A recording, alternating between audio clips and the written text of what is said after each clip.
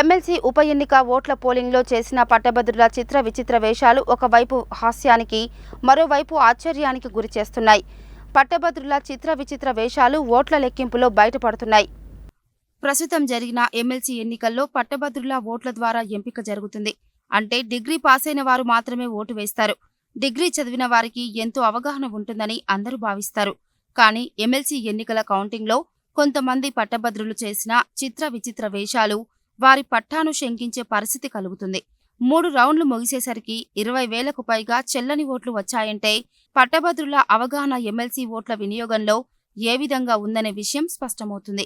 పట్టభద్రులు చేసిన చిత్ర విచిత్ర వేషాలను చూసి అభ్యర్థులతో పాటు అధికారులు, కౌంటింగ్ ఏజెంట్లు ముక్కున వేలేసుకుంటున్నారు. బ్యాలెట్ పేపర్లో జై మల్లన్న, జై రాకేష్ రెడ్డి అంటూ కొందరు రాతలు రాయగా అభ్యర్థిని ప్రశంసిస్తూ ఆప్షన్ అంకె వేయకుండా ఐ లవ్ యూ అని కొందరు పట్టభద్రులు రాశారు. మరికొంతమంది మేధావులైతే ఏకంగా ఫోన్పే నెంబర్ రాశారు. మరికొందరు ఖాళీ బ్యాలెట్ పేపర్ వేసి పైశాచిక ఆనందం పొందారు. ప్రస్తుతం ప్రధాన పార్టీ అభ్యర్థులకు వచ్చే మెజారిటీ కంటే చెల్లని ఓట్లు ఎక్కువగా ఉండడం విశేషం.